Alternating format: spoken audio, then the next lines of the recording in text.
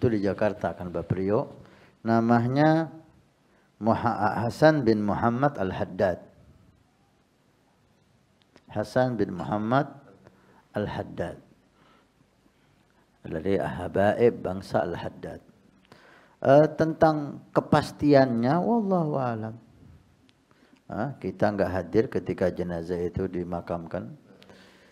Tapi qarain, masyarakat sekitar.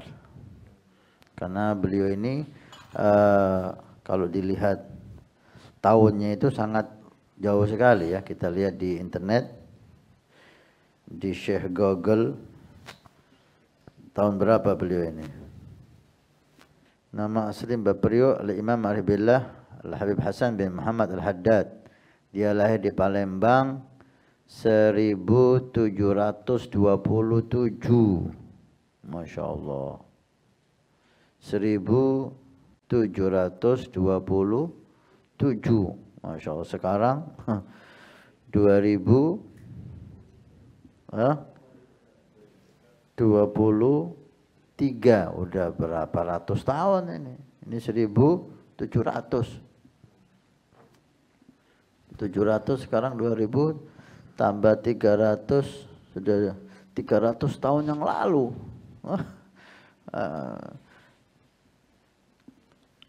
Kalau kita lihat masyarakat meyakini bahwa itu makam Mbah Priyo turun menurun, ya kan? Turun menurun. Dan namanya ada Hasan bin Muhammad Al-Haddad. Maka dengan goroin itu tanda-tanda keyakinan masyarakat, dijaga makam itu, diziarahi makam itu turun menurun. Tidak ada alasan untuk kita tidak percaya, gitu loh. Tidak ada alasan untuk kita tidak percaya. Wallahu alam apa keturunannya itu ada atau enggak, kita tidak tahu. Yang jelas, apa alasan kita untuk tidak percaya? Apa alasannya? Apa alasannya? Untuk nggak percaya itu apa alasannya? Kita katakan itu makam palsu. Oke. Bukti Anda apa? Bukti Anda apa? Bayina, tanda-tanda makam itu ada, terbukti. Ada makamnya, ada namanya, diziarahi orang turun menurun, makmur. Kan tidak pasti benar, memang tidak pasti benar. Tuh, Anda menuduh itu bukan makam Mbah Priyo. Bukti Anda apa? Gitu loh. Kan nggak bisa orang menuduh aja tanpa bukti. Buktinya apa itu makamnya Mbah Priyo? Lah ini makamnya. Kok tahu kalau ini Mbah Priyo? Turun menurun mengatakan ini Mbah Priyo. Itu mantiknya kan gitu. Nah, sekarang yang kita tanya kepada Anda, bukti Anda apa ini bukan makam Mbah Priyo? Umur Anda 300 tahun sehingga Anda tahu itu bukan makamnya Mbah Priyo. Anda nggak ngikuti seperti kita juga. Anda nggak ngikuti ketika beliau di makam. Orang tua Anda, kakek Anda nggak tahu. Sebagian itu pakai mantik yang salah. Kita dibodohi dengan disuruh cari bukti. Ini kan. Ini omongan mantik apa ini, gitu loh. Sudah turun menurun, diyakini. Apa itu bukan bukti? Kan bisa salah. Semuanya bisa salah. Kalau dikatakan bisa salah, semuanya bisa salah. Yang masalah itu Anda. Bukti Anda apa menyatakan ini bukan makamnya Mbah Priyo? Ayo. Umur Anda 300 tahun lebih, Anda tahu yang dimakamkan itu bukan Mbah Priyo. Dari mana Anda mengatakan ini? Assalamualaikum warahmatullahi wabarakatuh. Bismillahirrahmanirrahim. Alhamdulillahirrabbilalamin. Allahumma salli ala sayyidina Muhammad wa ala alihi wa sahbihi ajma'in, amma ba'd. Saudara-saudaraku sebangsa dan setanah air yang saya muliakan dan saya banggakan. Tersebut adalah cerita kuburan Mbah Priok yang dikhayalkan oleh para habib sebagai kuburan wali Allah, sebagai kuburan habib yang dibangga-banggakan sebagai pejuang Islam di Nusantara, di Indonesia ini. Padahal saudara-saudara sekalian, yang disampaikan tadi adalah sebuah kebohongan. Karena khusus untuk kuburan Mbah Priok ini sudah ada penelitian dan dijadikan buku berjudul Kasus Mbah Priok, Studi Budaya. Saya ulang lagi, Kasus Mbah Priok, Studi Bayani wa Tahqiq terhadap masalah makam ex-TPU Dobo.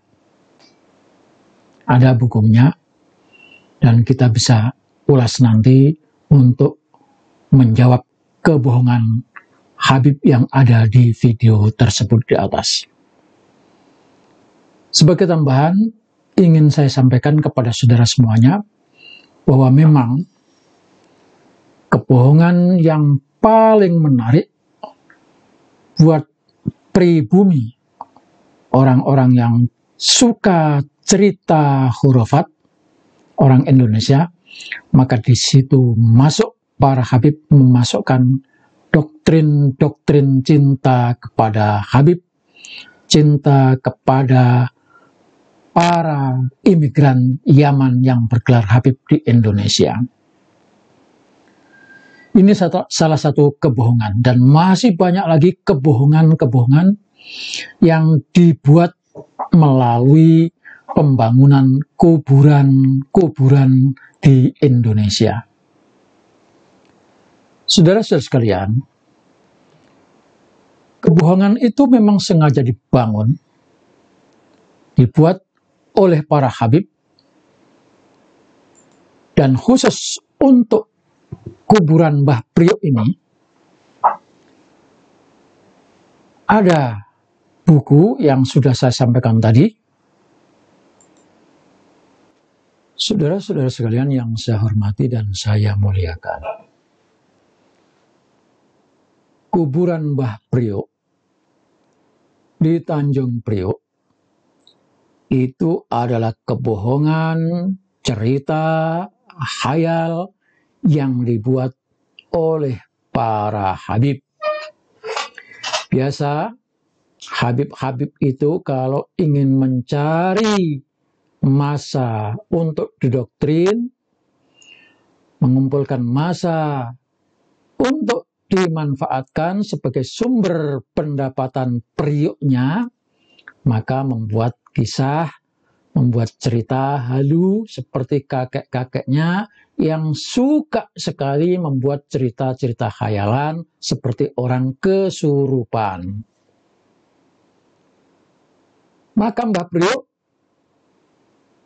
menjadi cukup fenomenal, geger ketika terjadi penggusuran. Sebelum itu sudah banyak diedarkan buku tulisan karangan Habib, yaitu Risalah Manaqib Habib Hasan Al-Haddad bin Muhammad Al-Haddad, di mana dikatakan bahwa Mbah Priok adalah penyiar Islam dan tokoh suci. Dalam risalah itu dikatakan, Beliau dilahirkan pada tahun 1727 di Palembang. Setelah dewasa, berangkat ke Batavia untuk menyebarkan Islam. Namun sebelum sampai di Batavia, beliau meninggal dunia pada tahun 1756. Saat itu usianya 29 tahun. Lantas beliau dikuburkan di dekat pantai yang di situ diberi nisan kayu dayung berhias periuk nasi di sisi makamnya. Kayu dayung itu pun cepat tumbuh besar menjadi pohon tanjung. Sedangkan periuk nasi hanyut ke laut dan setiap 4-5 tahun muncul ke permukaan laut sebagai periuk raksasa. Disinilah kemudian Tanjung Priok menjadi nama sebuah daerah atau tempat. Ini manakib ditulis oleh Habib Muhammad bin Ahmad Al-Haddad, pencerita, penghayal, pengarang, halusinasi demi memperoleh keuntungan. Saudara sekalian, dari buku manakib tersebut dilakukan penelitian oleh tim khusus di DKI Jakarta, dan hasil penelitian tersebut ditulis dalam buku berjudul Kasus Mbah Priok. Ini sudah valid karena berdasarkan penelitian. Ada catatan kebohongan di dalam penelitian tersebut, hasil penelitian tersebut. Yang pertama, Habib Hasan Al-Haddad atau Mbah Priok itu adalah cicit dari Habib Hamid, Mufti Palembang yang wafat pada tahun 1820. Habib Hamid sendiri itu lahir pada tahun 1750. Pertanyaan besarnya adalah, bagaimana mungkin seorang cucu lahir lebih dulu daripada kakeknya? Habib Hasan Al-Haddad yang disebut Mbah Priok tadi itu lahir pada tahun 1727. Sementara dalam kitab manakib disebutkan ini adalah cucunya Habib Hamid yang lahir tahun 1750. Bandingkan 1727 kelahiran cucu, 1750 kelahiran kakek. Ini artinya apa? Lucu. Cucu lahir lebih dulu dibandingkan kakeknya lahir belakangan. Selisih puluhan tahun. Bayangkan, cucunya lahir lebih dulu, kakeknya lahir belakangan. Ini kan cerita-cerita khayal, dia nggak mikir yang bikin itu. Bagaimana mungkin ada seorang cucu lahir lebih dulu, baru menyusul kemudian setelah puluhan tahun, kakeknya lahir. Ini kebohongan yang nyata pertama. Yang kedua, Mbah Priok sendiri itu meninggal dalam usia 29 tahun dan belum menikah. Pertanyaannya, bagaimana mungkin belum menikah kok punya ahli waris, punya anak keturunan yang ngaku-ngaku sebagai anak keturunan atau cucu Mbah Priok. Habib-habib gila yang ngaku-ngaku sebagai keturunan Mbah Priok. Tempo hari ada yang mengaku ketika sedang rame pesulap merah itu. Yang nantang-nantang katanya, saya adalah cucu Mbah Priok. Cucu Mbah Priok ndasmu kroa. Lewang Mbah Priok saja belum menikah, meninggal umur 29 tahun. Lah kok ada yang ngaku-ngaku sebagai cucu Mbah Priok. Lalu ahli warisnya mengaku daerah situ adalah tanah warisan dari Mbah Priok dan dia sebagai ahli warisnya. Mereka ahli warisnya. Na'udzubillah. Ini kan semata-mata hanya ingin menguasai daerah, menguasai kuburan, menguasai tanah yang ada di sekitar makam itu. Maka ketika terjadi penggusuran, dikerahkan masa para muhibbin, orang-orang pecinta, orang-orang yang mabuk kena doktrin Habib itu, sehingga rela mati demi Habib yang mencari keuntungan dengan membangun kuburan palsu. Yang ketiga, budayawan Betawi Ridwan Saidi itu menyatakan Tanjung Priok sudah dikenal jauh sebelum ada Mbah Priok yang meninggal dikuburkan di Priok itu. Karena menurut manakib yang dibuat oleh Habib Gemblong tadi, nama Tanjung Priok itu karena di sana ada makamnya Habib Hasan Al-Haddad, di mana tempat itu disebut Tanjung Priok karena Habib Hasan Al-Haddad yang meninggal itu di sampingnya ada priok dan di atasnya ada pohon tanjung. Maka disebut Tanjung Priok. Padahal kata Ridwan Saidi, Tanjung Priok itu sudah ada dan sudah disebutkan dalam naskah Sunda pada abad ke-16. Nah, menurut cerita lagi Ridwan Saidi, dikatakan disebut Tanjung Priok karena di sana dulu ada seorang ahli pembuat priok. Priok itu adalah tempat menanak nasi yang dibuat dari tanah. Namanya Tirem. Nah, Tirem ini ahli dan pinter pandai sekali membuat priok dari tanah itu. Sehingga terkenal.